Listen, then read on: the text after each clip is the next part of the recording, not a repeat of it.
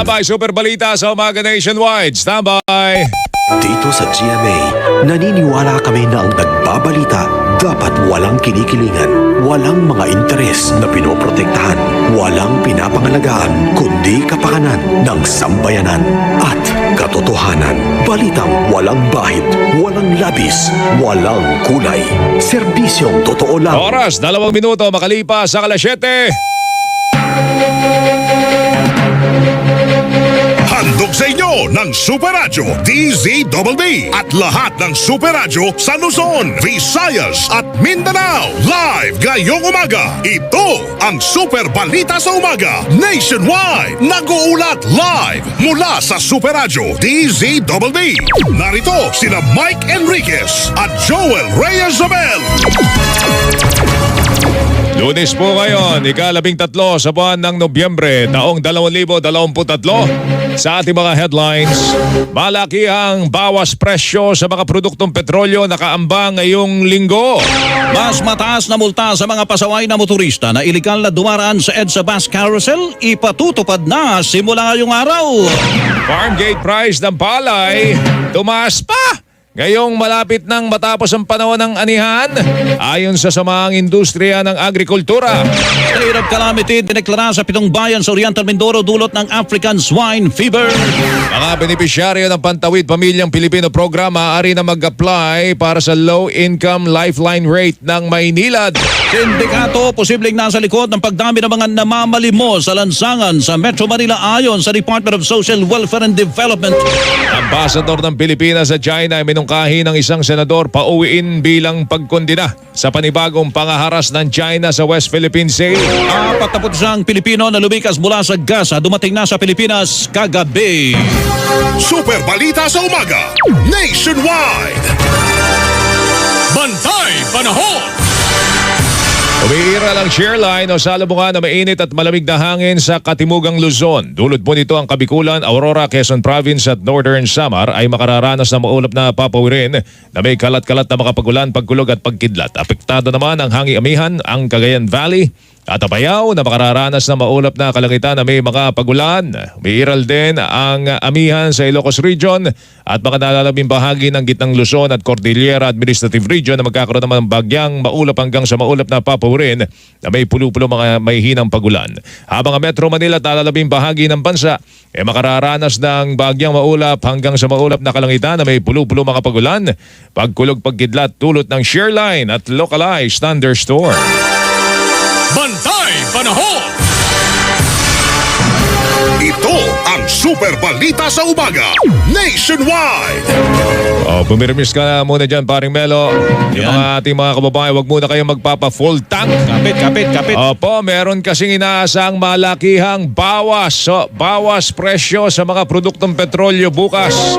Sa pagtaya ng kumpanyang Uni Oil, posibleng umabot sa 2 piso 80 sentimo hanggang 3 piso ang bawas presyo sa kada litro ng diesel. 50 sentimos hanggang 70 sentimos naman ang inaasang matatapya sa presyo ng kada litro ng gasolina. Sa pagtaya naman ng Department of Energy, posibleng mabawasan ng piso 65 sentimo hanggang piso 85 sentimo ang presyo naman ng bawat litro ng kerosene. Simula ngayong araw, mas mabigat na multa na ang ipapataw sa mga pasaway na motorista na iligal na dumaraan sa EDSA Bus Carousel. Ayon kay Metropolitan Manila Development Authority o MMDA General Manager Procopio Lipana, sapat na ang binigay nilang panahon ng pag-aabuso o pag-aabiso sa mga motorista kaugnay ng mas mataas na multa. Siguro sapat na yung pag-aabiso natin. Unang-una, pag ikaw ay pumasok sa bus lane, talagang intentional na ikaw ay magbabiolate ng batas trapiko sapagkat very specific yan, exclusive bus lane. Ang mga mahuli sa unang paglabag ay pagmumultahin ng 5,000 pesos. Sa ikalawang paglabag, 10,000 pesos ang multa na may kakibat na 1 buwang suspensyon ng lisensya sa pagmamaneho at sasailalim sa road safety seminar. Sa ikatlong paglabag, 20,000 pesos ang multa at 1 taong suspensyon ng lisensya ang parusa. Kung wala ka talagang kadala-dala at talagang pasaway na motorista ka at nahuli ka sa ikaapat na pagkakataon, 30,000 pesos na ang multa at ipakakansila ang driver's license. Kasabay nito ay nagbabala ang MMDA laban sa mga pasaway na motorista na magtatangkang tumaka sa mga traffic enforcer. Kapag ikaw ay tumakbo sa enforcer natin, meron tayong specific violations dyan. Dagdag. Kung consider na ang violation mo ay katumbas na ng third offense, ay 20,000 pesos tsaka 1 year ng suspension ng driver's license. Ang tinig ni MMDA General Manager Procopio Lipana. Samantala, Radyo Flash Report! mahigit sa 40 sasakyan, kabilang ang mga sasakyan ng gobyerno. Ito na nga, Loko. na bigyan ng ticket yan. Natikitan matapos dumaan sa busway sa Ortigas, sa Mandaluyong. Mark Makalalad, Mark! Sa loob lamang ng isang oras ng operasyon ng MMDA, katuwang ang LTO mula 6 a.m. hanggang Wow. 7 a.m. Umabot na sa 47. Kuyang Melo at Kuyang Joel, Bilis. 47 Dami. ng mga sasakyan. Oo, ang, Meron pa ba nangangatwiran napakan dyan, Mark, na hindi nila alam? Ayan. Marami. Marami pa rin. sa kanila nangangatwiran na hindi Aloko. nila alam na epektibo na ngayong araw yung mas mataas na multa. Na yung unang violation nga ay 5,000 pesos mula sa dating 1,000 pesos. Alam mo, sa isang oras na kanilang operasyon dito sa bahagi ng Mandaluyong, ay 47 na nga na motorista yung natikitan. At sa ating naabutan, lima dyan yung Bunot. mga pulis. Bunot, sige. Ay, lisensya lang. Oo. At 5 mga pulis naka-uniforme pa at meron din kanina taga-ahensya ng gobyerno. Nakita natin pag-asa, DOST pa. Oo. Pag-asa, Sasakyan na kanilang gamit. Diyos ko po. Wala siyang Gagalit. kapag-asang mapatawaran dyan. Gagalit ha? si Secretary Solidum niya. Naman. Eh, ang sinasabi nga ng MMDA, kung marked vehicle lang ang inyong sasakyan, ikaw naman ay papayagan kung ikaw ay law enforcement agency, PNP at AFP. Pero, ilinawin natin na kung meron kayong official function, meron kayong operasyon na tatakbuhin. Pero kung yan ay gagamitin nyo lamang, pamasok sa inyong mga tanggapan, yan ay bawal. Lalo na kung ikaw ay taga-ahensya ng gobyerno, pagkatapos, gagamitin mo yung itong EDSA bus carousel para makapasok ka ng mas maaga sa trabaho, bawal yan.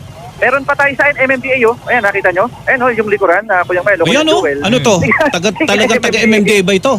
Sige, MMDA, kita mo yung uniforme, nakasul pa. Aba, akala niya Oo. exempted siya ha?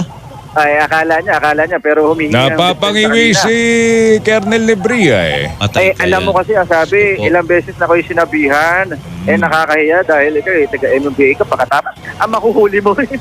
Kapwa mo rin. MMDA. Naku po. Oo.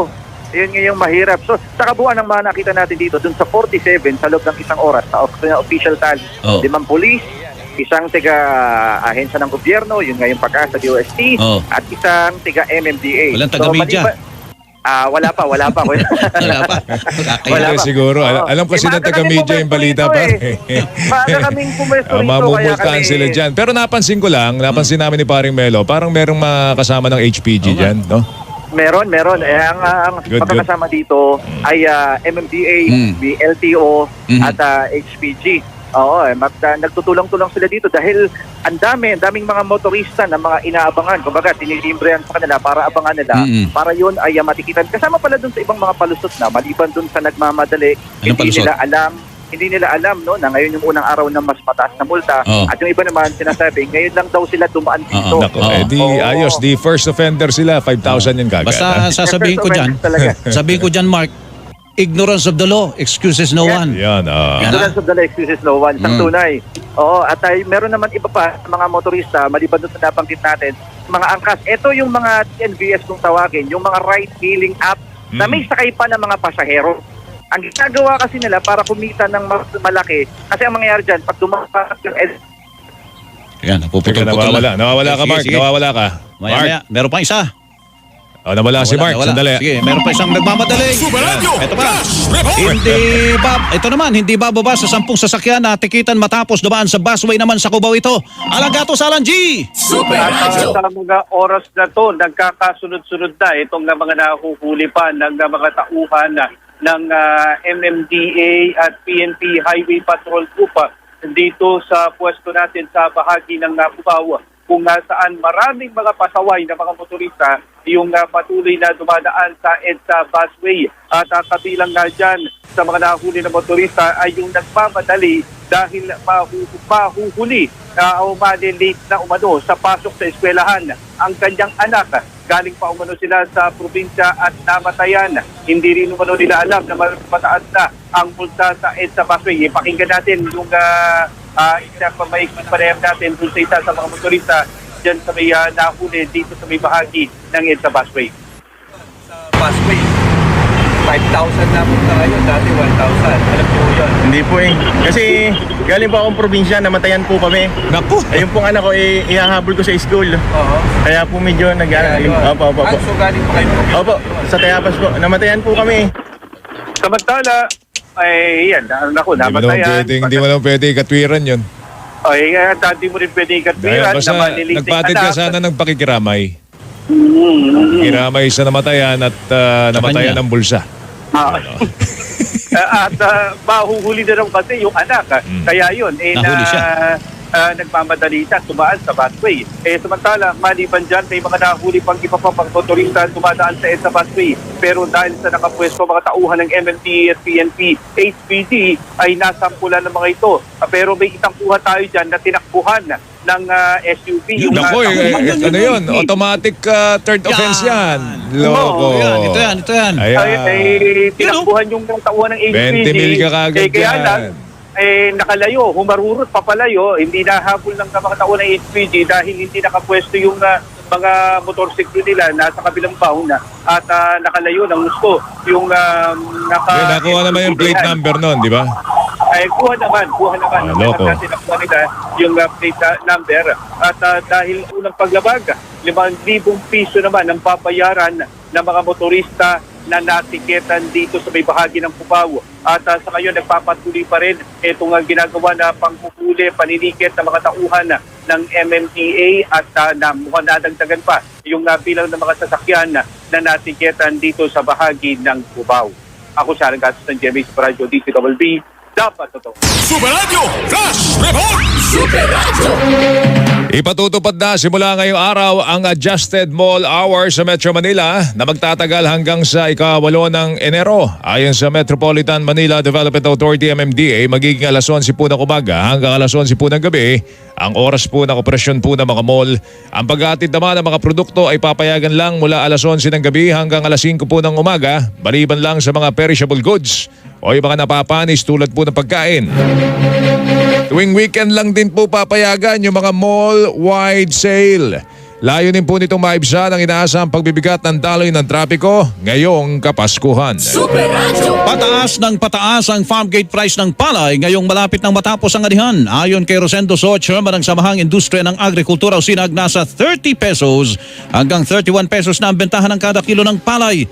Mula yan sa 28 pesos kada kilo noong Oktubre. Dahil dito, maabot na sa mahigit sa 50 piso ang presyo ng kada kilo ng well-milled rice sa mga pamilihan. Yung sinasabi natin is yung delivered price. So ang presyo sa more or less Metro Manila ngayon is almost 48 pesos na. So ibig sabihin, ang retail niyan kung dineliver sa wholesaler, yung wholesaler is a retailer. Yes, sir. Pwede pa siya magbigay ng 50. Pero kung ito is binibigay sa retailer, yung wholesaler magbibigay pa sa retailer, bebenta ng 52 ang presyo dun sa 30 pesos na palay. Ayon kay So, nasa 30% na lang ng produksyon ang kailangang anihin ng mga magsasaka. Ngunit sasapat naman umano ang supply ng bigas sa bansa hanggang sa matapos ang taon. So far, up to this year naman, wala tayong problema. And yung mga importer naman, nakikita natin, nag-umpisa na nagpasok. Yung from Thailand and yung iba is from Vietnam. Ang tinig ni Rosendo So, chairman ng Samahang Industriya ng Agrikultura o SINAG. Ilulunsad naman ng Philippine Rice Research Institute o PhilRice ang premium rice na mula sa mga lokal na magsasaka na ang tawag po ay Lakambini Rice. Ayon po kay Dr. Hazel Antonio, hepe po ng Development Communication Division ng PhilRice, ito ay isang uri po ng bigas na puro, masarap at mataas po ang ani. Gagawin din naman nilang abot kayang presyo po nito para matiyak na matutulungan po nila yung mga magsasaka na kumita at mga consumer na makakain po na masarap na uri po ng kanin sa murang halaga.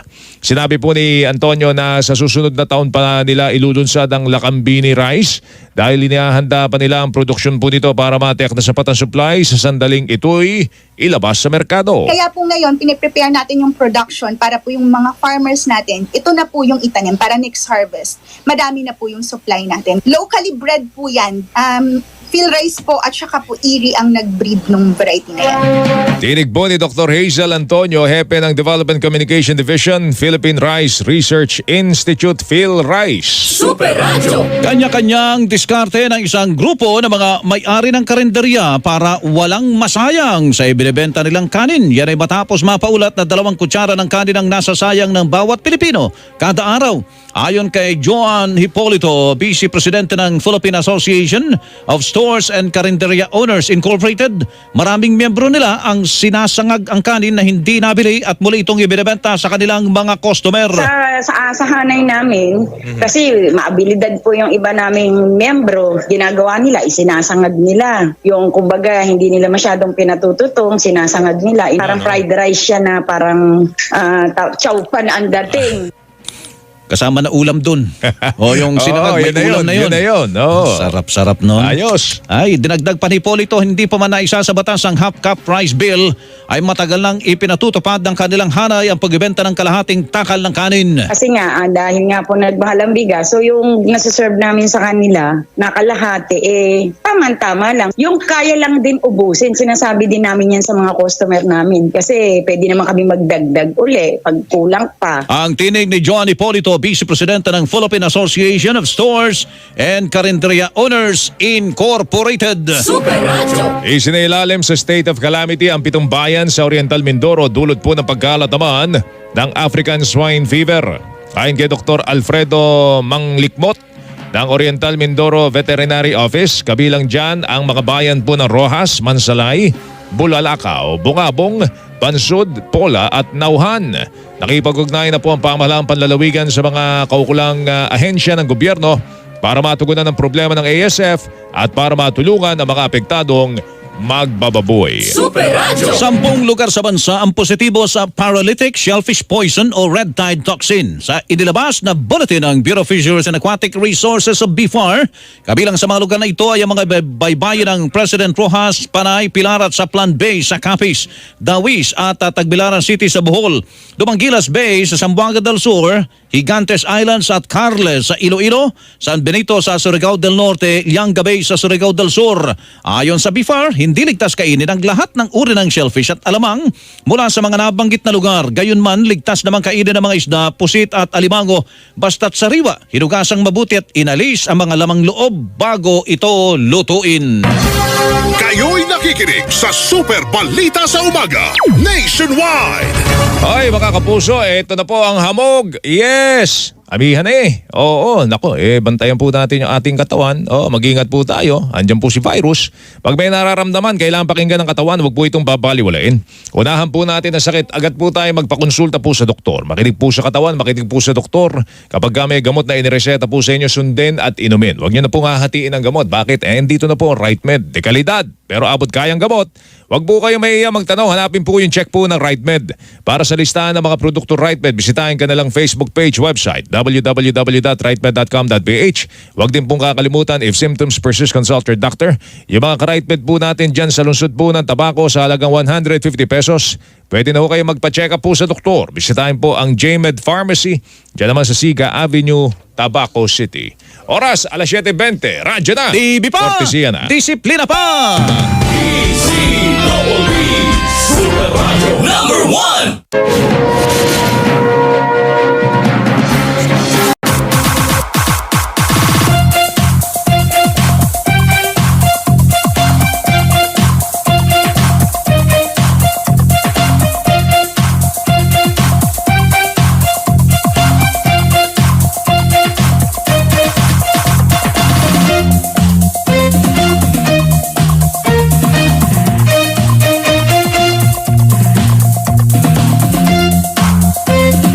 Lang ang interest.